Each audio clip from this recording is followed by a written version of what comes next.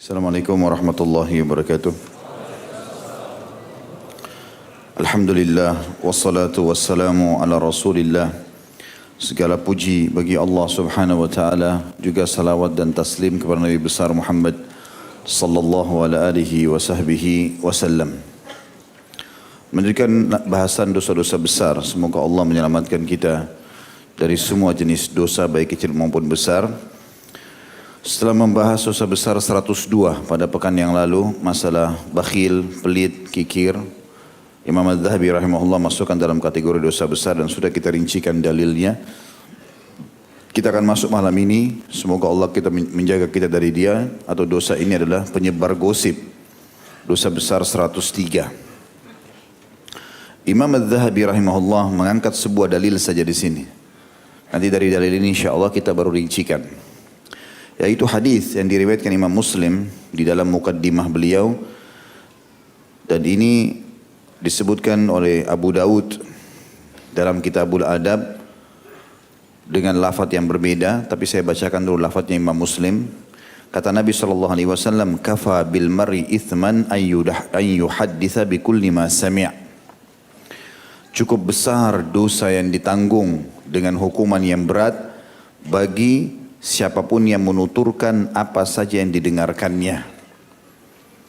Itu lafaz Imam Muslim. Lafaz Imam Abu Dawud adalah kafa bil mar'i kadhiban an yuhadditha bi kulli ma sami'. Cukuplah seseorang bisa divonis sebagai seorang pendusta, dan itu dosa besar tentunya, apabila dia menyampaikan semua yang dia dengar. Apapun yang dia dengar, semuanya disampaikan. Inilah dalil yang disebutkan oleh Imam Az-Zahabi rahimahullah dalam dosa besar kita 103 pada malam ini. Saya akan membuka dan menjelaskan tentang penyampaian hadis ini teman-teman, dan saya harap teman-teman buka Al-Quran surah Al-Hujurat. Kita akan baca beberapa ayat dimulai dari ayat 6. Ayat 6. أعوذ بالله من الشيطان الرجيم بسم الله الرحمن الرحيم يا أيها الذين آمنوا إن جاءكم فاسق بنبأ فتبينوا أن تصيبوا قوما بجهالة فتصبحوا على ما فعلتم نادمين. Hai orang-orang beriman. Berarti di sini orang tidak beriman tentu saja tidak masuk. Kalau merasa beriman, fahami makna ayat ini. Panggilan disuruhkan oleh Allah Subhanahu wa taala, hai orang-orang beriman. Kadang-kadang Allah juga mengatakan ya ayuhan nas, hai sekalian manusia. Tapi di sini Allah Subhanahu wa taala serukan orang yang sudah mengaku beriman. Apa perintah Allah? Jika datang kepadamu orang fasik membawa satu berita. Sebenarnya makna fasik di sini turunnya asalnya kepada orang munafik. Orang-orang munafik suka sekali sebarin gosip-gosip, isu-isu, berita. Masalah benar tidak benar itu urusan lain bagi mereka. Yang penting sebarin dulu. Dan bagaimana bisa terjadi kekacauan. Kalau nanti ketahuan, mereka tinggal minta maaf. Itu tradisi orang munafik di zaman Nabi SAW. Tapi ulama tafsir menarik makna fusuk kepada siapapun dari muslim yang sengaja menjerumuskan dirinya. Selain dia beramal soleh, dia juga berbuat dosa. Perbuatan dosa yang disengaja sementara dia tahu ini masuk dalam perbuatan fasik namanya. Berarti dia juga fasik. Walaupun penampilannya muslim, sholat di masjid, bisa masuk dalam kategori fasik ini. Karena dia masih mencampurkan antara perbuatan baik sama perbuatan buruk. Ya. Berarti jangan difahami teman-teman, oh orang-orang ini kan masuk masjid, dia sholat 5 waktu. Oh dia juga hadir di pengajian. Oh dia juga begini dan begitu. Berarti dia bukan orang fasik. Enggak. Fusuk bisa kena pada dia. Itu bisa diteliti dari seluruh kehidupan dia tentunya. Kehidupan dengan rumah tangganya, kehidupan tempat kerjanya, kehidupan semuanya. Bisa masuk dalam kategori fusuk ini. Bila orang fasik membawa satu berita, apapun sifatnya, disampaikan kepada kalian hai orang-orang beriman, maka periksalah dengan teliti. Betul nggak gitu terjemahannya? Hah? Makanya saya suruh buka Al-Quran. Allah bukan bilang ya pastikan. Allah suruh periksa. Periksa itu Tidak cukup di situ. Dengan teliti. Jangan pernah dengar satu informasi, lalu kemudian kita tiba-tiba memastikan, oh ini sudah referensi saya. Gak bisa. Orang beriman bukan begitu. Dengar sesuatu, teliti dulu. Benar nggak ini? Di sini disuruh periksa dengan teliti. Makna lebih dalam lagi adalah cari informasi itu. Kalau sampai informasi tentang istrimu, suamimu, atasanmu, bawahanmu, sahabatmu, ya, apa saja yang berhubungan dengan kamu, berita itu negatif. Kalau positif nggak ada masalah. Kita bicara negatif, maka periksa dengan teliti. Untuk apa ya Allah? Kenapa kami harus teliti? Agar kamu tidak menimpakan satu musibah kepada satu kaum. Kalau kamu main terima saja informasi, mau siap mendengar tapi tidak mau memastikan, kamu akan menimpakan musibah pada kaum yang sedang jadi target. Kalau saya misalnya di pengajian ini, setiap kali ada ikhwah yang datang ke saya, lalu mengatakan, Ustadz itu si fulan begini. Ustadz itu si fulan begini. Lalu saya percaya, maka yang terjadi, saya akan membenci orang yang jadi target tadi. Tanpa tabayun, tanpa meneliti. Saya langsung saja, oh berarti orang ini pendusta nih. Kenapa? Karena si fulan yang cerita. Maka kena musibah pada kaum itu. Orang itu kena musibah, mungkin tidak benar, mungkin dia tidak begitu. Benar nggak ini? Ya. Karena banyak terjadi, saya mulai di majelis ilmu karena banyak sekali terjadi di majelis ilmu ini. Datang ke Ustadz Fulan, dia tidak suka Ustadz yang lain, lalu dia ceritakan, Ustadz itu bilang begini, Ustadz itu bilang begini. Ingin membentrokkan antara pendapat ini sama pendapat sana. Ada sebagian Ustadz juga, semoga Allah berikan hidayah, dia main ambil aja informasi itu. Langsung jadi referensinya dia. Oh berarti si Fulan ini ada catatannya. Tanpa telepon, tanpa tabayun, tanpa tanya. Gimana ini ceritanya nih? Mana yang benar? Sikap itu atau Allah yang berfirman ini? Allah suruh kita memastikan. Pastikan. Kalau kita sudah mau dengar, berarti kita juga siap untuk memastikan. Kalau antum tidak mau tabayun, tidak mau pastikan, jangan dengar dari awal.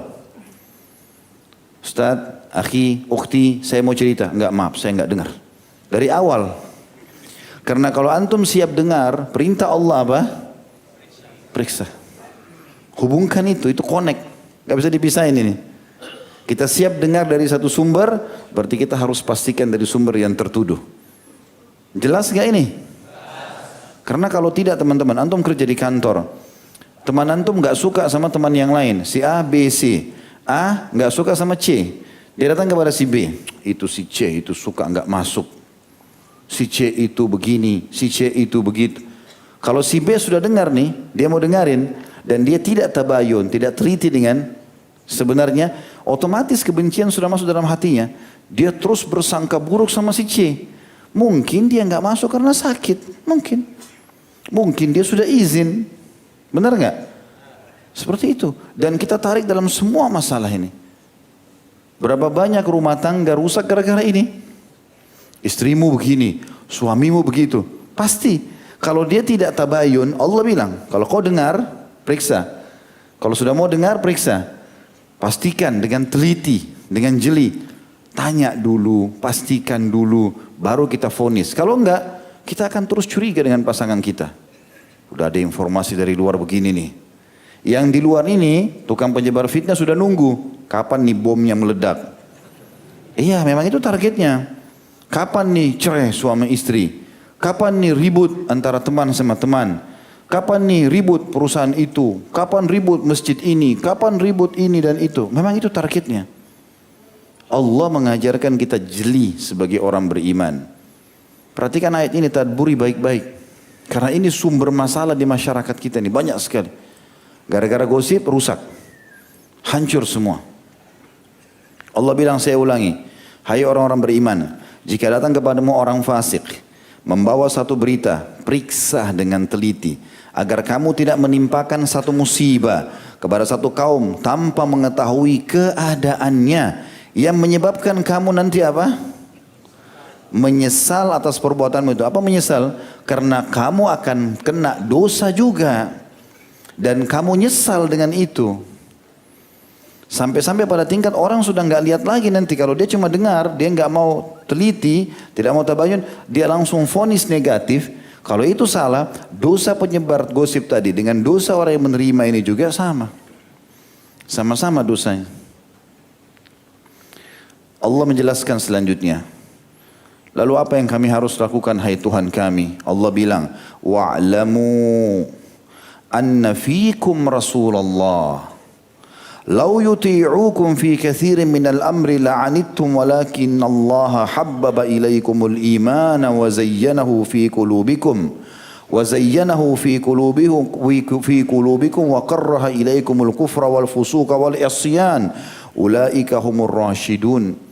Ketahuilah, di tengah-tengah kalian ada Rasulullah, ada utusanku kata Allah. Dengar dia, lihat kisah hidupnya, ambil informasinya. Nanti kita akan baca setelah Al-Hujurat surah An-Nur.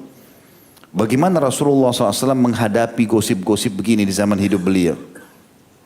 Allah bilang, ada Rasulullah. Kalau ia menuruti kemauanmu dalam beberapa urusan benar-benar kamu mendapat kesusahan. Artinya kalau Rasulullah SAW ini main dengar-dengar saja, bisa bahaya semua ini. Atau kalau kalian bertanya banyak pada Rasulullah bisa membuat kalian susah. Tetapi Allah sudah menjadikan kamu cinta pada keimanan. Kalau kau mau selamat, tanamkan iman dalam hatimu. Selalu bersangka baik dengan Allah Subhanahu wa taala. Dan menjadikan keimanan itu kalau kau tanamkan dalam hatimu indah. Serta menjadikan kalau kau mau menggunakan iman mengikuti Rasulullah SAW, kamu akan benci dengan kekufuran. Kamu akan benci dengan kefasikan. Setiap berita fasik tolak langsung. Kau juga akan benci dengan kedurhakaan. Mereka itulah orang-orang yang mengikuti jalan yang lurus. Jelaskan tak panduannya Allah ini? Hah? Baik. Ayat 7, ayat 8-nya. Fadlan minallahi wa ni'mah. Wallahu alimun hakim. Sebagai karunia dan nikmat dari Allah. Dan Allah maha mengetahui dan maha bijaksana. Artinya kalau kalian ikuti keimanan. Ikuti Rasulullah SAW dalam menghadapi permasalahan-permasalahan. Terutama dalam berita kefasikan. Gosip-gosip yang ada. Maka itu karunia Allah yang besar. Karena akan ada keimanan dalam hati kalian. Kalian akan benci semua itu. Tidak suka mendengar kekufuran. Tidak suka kefasikan. Tidak suka maksiat. Lalu Allah ceritakan ayat 9-nya. Masih berlanjut. Wa in ta'ifatani minal mu'minina iqtatalu fa aslihu bainahuma. Garis bawahi kalimat fa aslihu bainahuma. Fa in baghat ihdahuma 'ala al-ukhra faqatilu allati tabghi hatta tafi'a ila amrillah. Fa in fa'at fa aslihu bainahuma bil 'adli wa aqsitu innallaha yuhibbul muqsitin. Dan kalau ada dua golongan dari mereka yang beriman berperang, dua-duanya orang beriman ribut, apa yang dilakukan? Hendaklah kamu damaikan antara keduanya. Bukan makin buat berantem ini. Hah? Ini mengeluh. Sudah tonjok aja, kamu ambil saja. Damaikan. Kalau kita mau dengar, damaikan. Enggak akhi, mestinya begini. Enggak akhi, mestinya begini. Sudah terlanjur kita mau terlibat ya sudah. Saya sudah bilang, kalau tidak mau terlibat dari awal tutup kuping.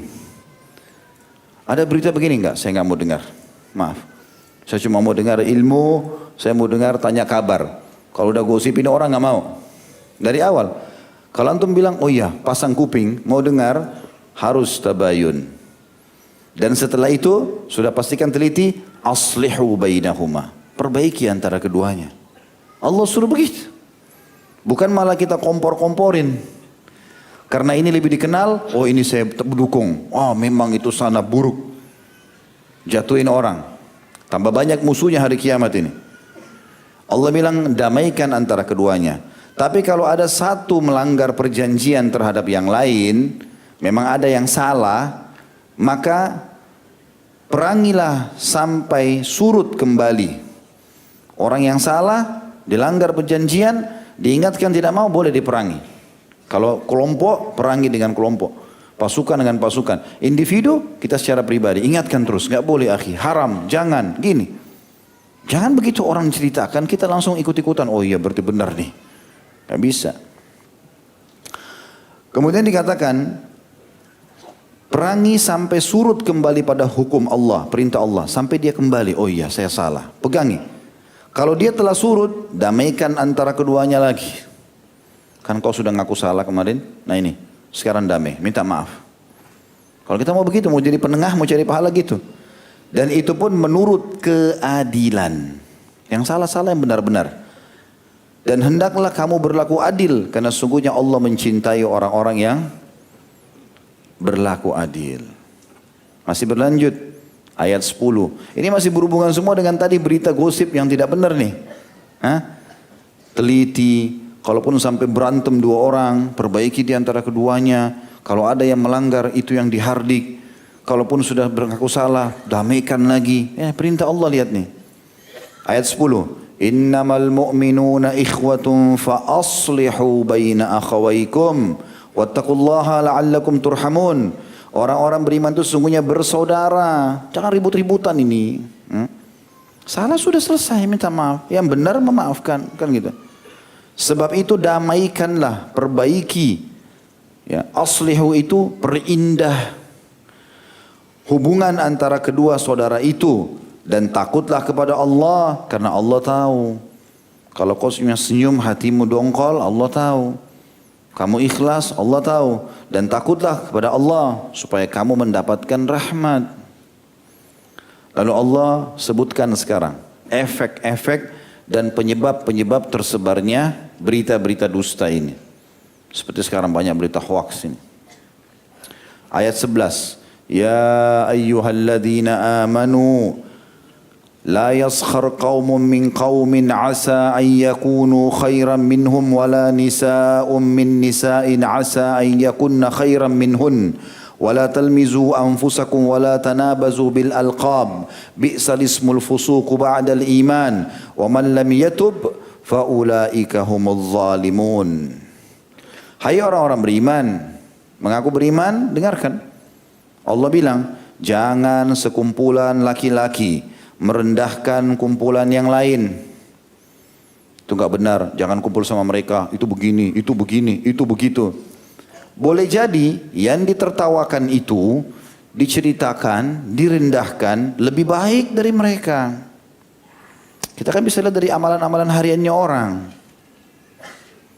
Dan jangan pula sekumpulan perempuan merendahkan kumpulan yang lain. Boleh jadi yang direndahkan itu lebih baik. Dan janganlah suka mencelah dirimu sendiri.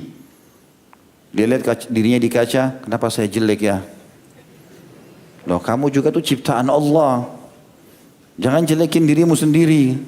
Ya, mau hitam kulitnya, mau alisnya tipis, mau hidungnya pesek, nggak apa-apa. Ciptaan Allah. Alhamdulillah. Ada yang bisa buat seperti wajah antum? Nggak ada. Allah yang ciptakan. Jangan celah diri sendiri. Diri sendiri nggak boleh, apalagi orang lain. Lalu Allah bilang, jangan memanggil dengan gelaran-gelaran yang mengandung ejekan. Hai pendek, hai gemuk, hai begini, hai gendut, apalah. Ambil baik-baik. Ya. Hai saudaraku beriman. Hai ahli surga. Kan enak dengarnya. Hah? Daripada kebun binatang. Saya pernah cerita tuh ya. Ada ikhwah gitu ngomong. Jing, jing. Apa ini jing? Saya tanya apa jing? Oh ini biasa bercanda Ustaz, panggil anjing. Kenapa panggil anjing? Manusia ini. Kenapa? La haula wala quwata illa billah. Kata Allah, seburuk-buruk panggilan adalah panggilan yang buruk sesudah iman. Kalau sudah faham, jangan lagi pakai panggilan buruk. Bahkan yang terjadi suami istri. Saling hina satu sama yang lain. Saya pernah sama keluarga saya satu mobil. Sama ikhwah suami istri. Terus mereka ketawa-ketawa di mobil ini. Rupanya si suami panggil dengan ejekan istri, istri panggil dengan ejekan. Saya tanya apa ini? Oh ini Ustaz biasa bercanda. Ya. Tapi panggilannya nggak baik. Hina suku, hina badan, hina kulit. Kenapa? Kenapa gak bilang sayang, cinta, cantik, gagah, kan bagus. Panggil hitam, panggil keriting, panggil. La haula wa la quwata illa billah. Lalu Allah bilang apa? Ini firman Allah loh ya. Buka Al-Qurannya nih, bukan saya yang bilang. Dan barang siapa yang tidak bertaubat, maka mereka itulah orang-orang yang zalim. Sudah dengar? Ayat 12-nya. Masih nyambung Allah bilang. Ya ayyuhalladzina amanu. Orang beriman lagi dipanggil. Ijtanibu kathiran minadh-dhanni inna ba'dadh-dhanni ithim. Wa la tajassasu. ولا يغتب بعضكم بعضا أيحب أحدكم أن يأكل لحم أخيه ميتا فكرهتموه واتقوا الله إن الله تواب رحيم. Hai orang-orang beriman, jauhi purbasangka atau kecurigaan, prasangka buruk, karena sebagian prasangka itu dosa. Ya. Kata para ulama yang dimaksud dengan sebagian prasangka dosa, karena ada prasangka baik, ada husnudzan, ada su'udzan. Tapi su'udzan ini mayoritasnya semuanya buruk. Jangan sangka buruk.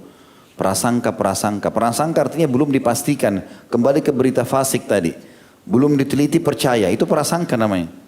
Prasangka. Allah bilang begitu.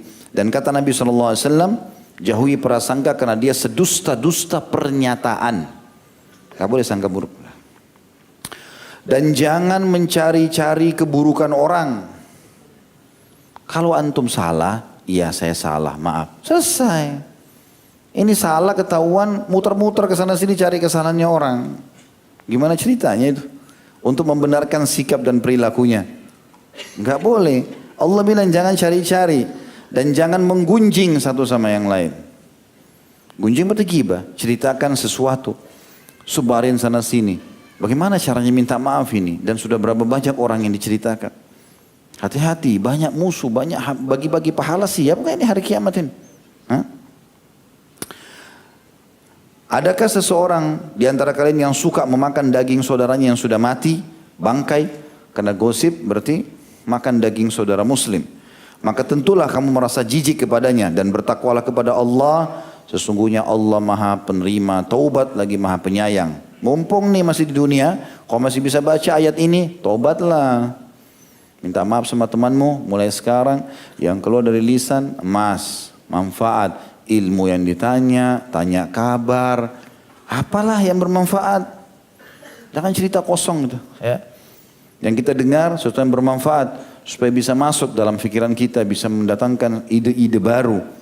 Kalau omong kosong tinggalin, tidak perlu.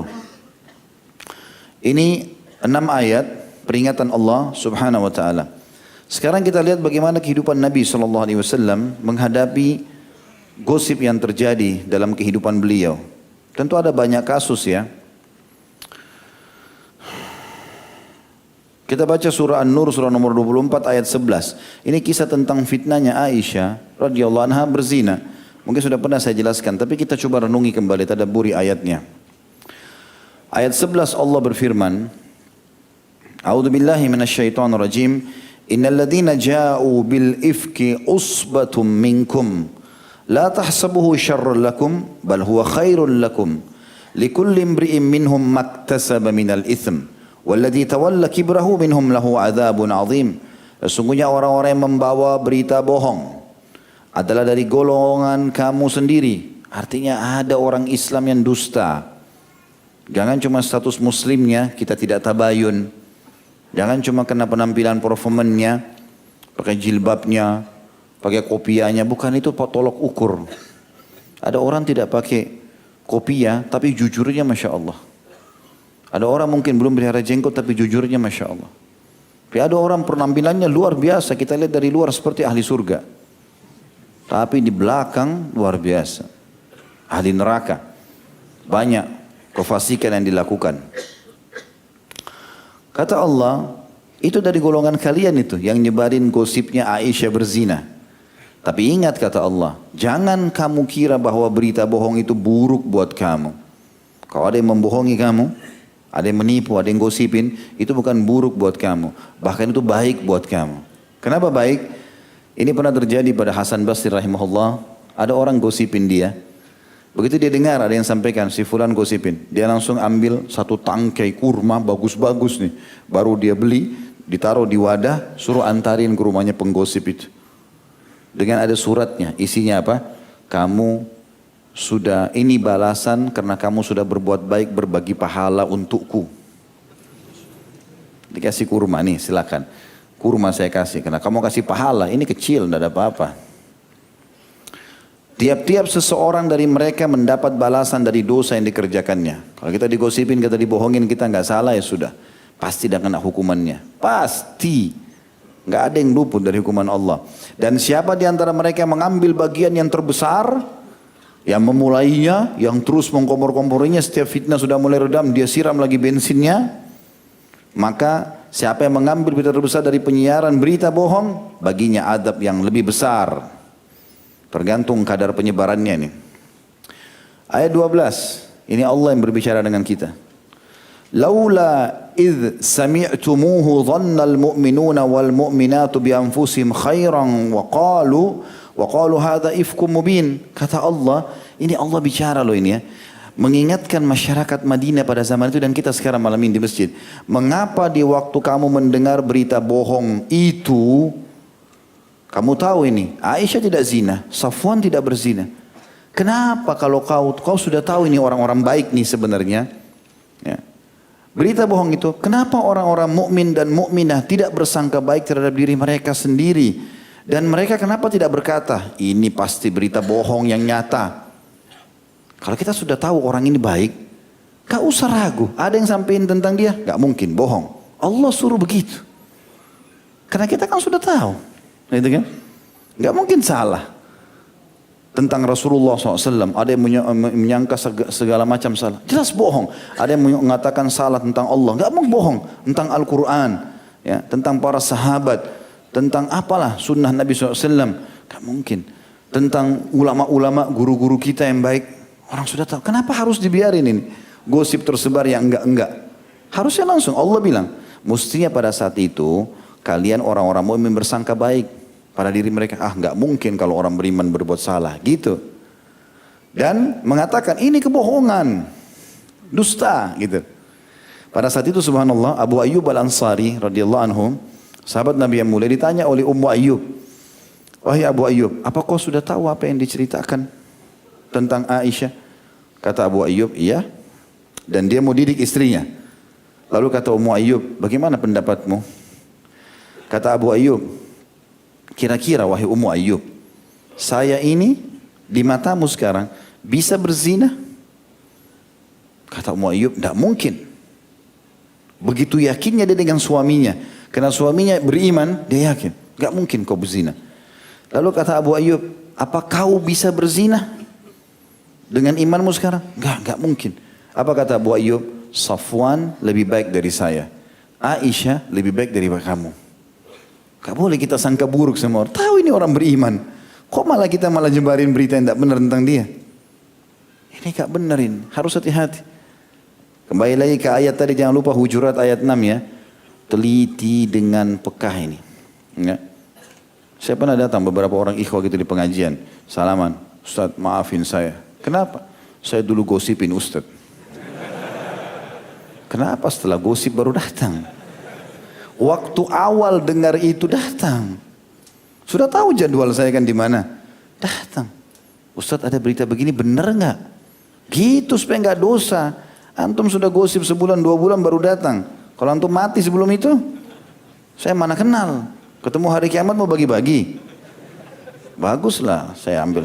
Saya nanti pilih pahala puasa aja ya Allah. Cari pahalanya haji aja ya Allah. Asyik enak itu. Makin banyak yang cerita bagus. Panen. Kalau Hasan Basri cuma kasih kurma. Kalau saya enggak, saya senyum saja. Alhamdulillah transfer pahala lagi gitu. Allah menyatakan. Laula ja'u ayat 13-nya. Alaihi bi arba'ati syuhada. Fa idh lam ya'tu bi syuhada'i fa ulaika indallahumul kadhibun. Mengapa mereka yang menuduh perzinahan itu, Aisyah dengan Safwan radhiyallahu anhu ajma'in, tidak mendatangkan 4 orang saksi atas berita bohong itu? Oleh karena mereka tidak mendatangkan saksi, maka mereka adalah di sisi Allah pendusta. Kata ulama ini memang turun kepada kasusnya zina. Harus 4 orang menyaksikan itu. Tapi di sini diambil hikmahnya juga. Kalau ada yang bawain gosip kepada kita, minta saksi. Kalau mau dengar, pastikan ada saksi nggak? Mana saksinya? Mana buktinya? Mana datanya? Setelah itu pun tetap kita tabayun. Datang kepada orang itu dulu, orang yang jadi target. Ada berita begini akhi, ada berita begini ukhti, benar enggak? Oh enggak gini-gini, tapi ini buktinya, ini datanya. Kita berikan kesadaran, kalau memang betul berbuat, taubatlah.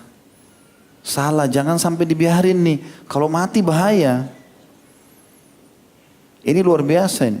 Ya, peringatan Allah SWT luar biasa, pelajaran ini luar biasa. Allah bilang begini selanjutnya, ayat 14. Walaula fadlullahi alaikum wa rahmatuhu fid dunya wal akhirah lamassakum fima afattum fihi azabun azim.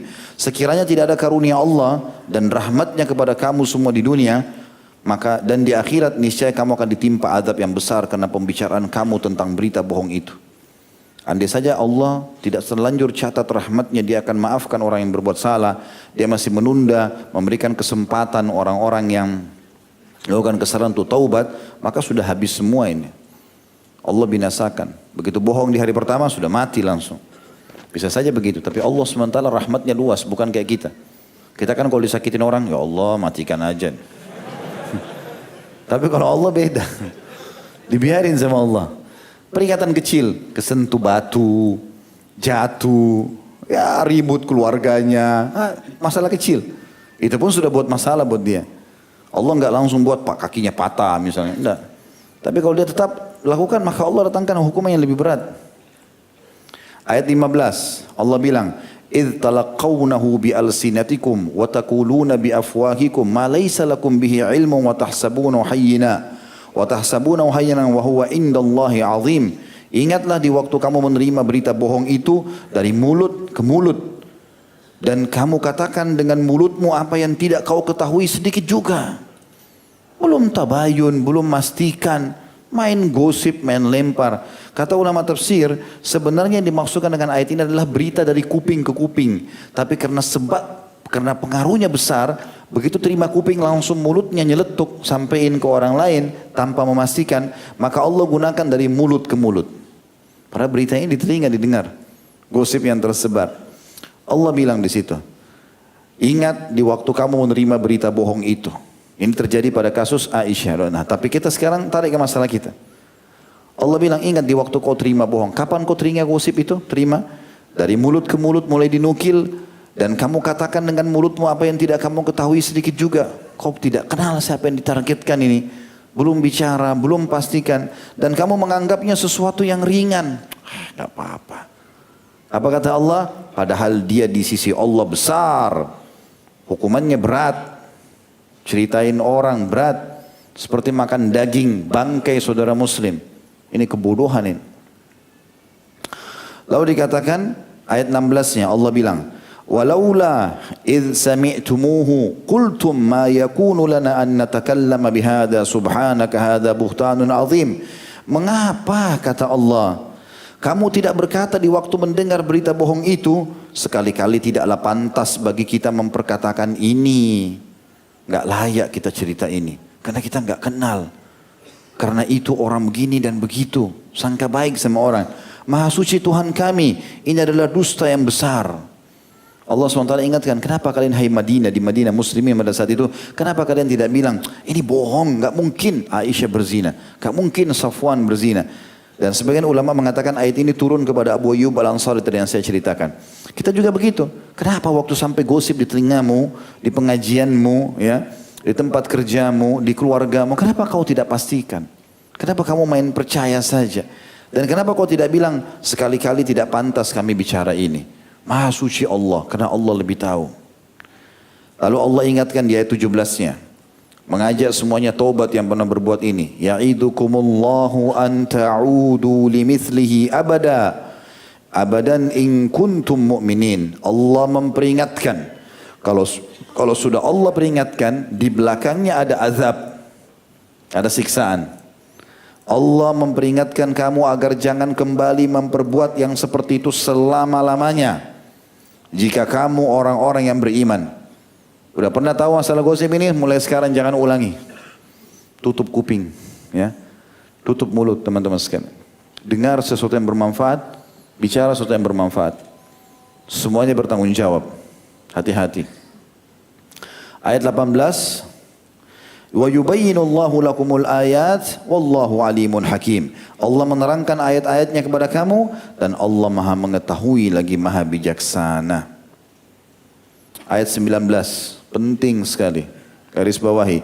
Innal ladzina yuhibbuna an tashi'al fahishatu fil ladzina amanu lahum adzabun alimun fid dunya wal akhirah wallahu ya'lamu wa antum la ta'lamun. Sesungguhnya orang-orang yang ingin agar berita perbuatan amat keji tersiar di kalangan orang-orang beriman.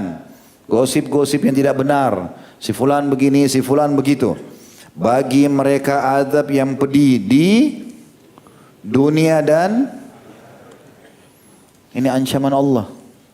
Hati-hati. Jangan terlalu percaya diri. Anggap pintar, hebat, enggak akan dihukum. Omong kosong. Kemana kau hai manusia? Di mana powermu dan kekuatanmu?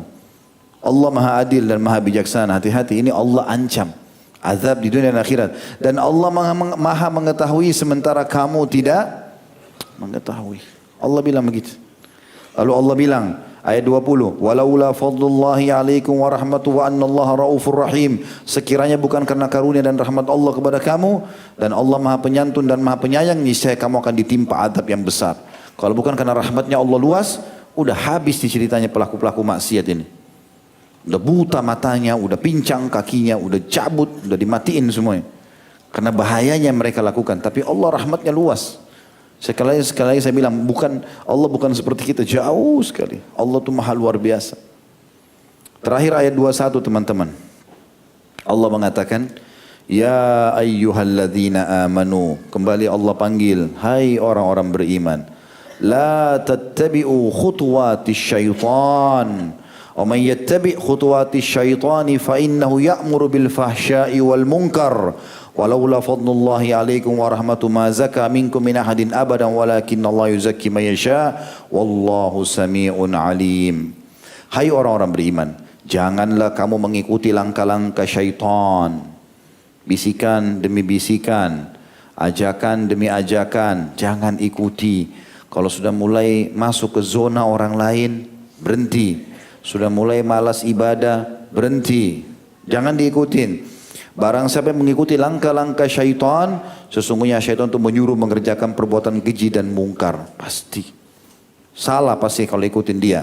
Sekiranya tidaklah karena karunia Allah dan rahmatnya kepada kamu sekalian. Allah ulangi 3 kali loh ini. Kalau bukan karena rahmatku, kata Allah luas, ya, maka niscaya tidak ada seorang pun dari kamu bersih dari perbuatan keji dan mungkar itu selama-lamanya. Tapi Allah membersihkan siapa yang dikehendakinya dan Allah Maha mendengar lagi Maha mengetahui. Ya, jadi ini ayat-ayat Al-Quran yang sangat mulia yang memberikan gambaran kepada kita teman-teman tentang wajibnya berhati-hati dari masalah-masalah seperti ini. Orang mukmin yang keluar dari sini emas, yang terdengar di sini juga manfaat. Yang lain tidak usah. Jelas nggak ini? Baik, boleh ngobrol, boleh bicara, boleh bercanda, tapi kebenaran. Boleh cari pendapatan, boleh cari nama baik, boleh cari martabat, tapi yang halal. Jangan yang lain. Apalagi kalau masuk ke hak orang lain, maka jangan. Allahu a'lam. Kita kembangkan dengan pertanyaan insyaAllah. Subhanakallahumma bihamdika. Asyhadu an la ilaha illa anta astaghfiruka wa atubu ilaik. Wassalamualaikum warahmatullahi wabarakatuh.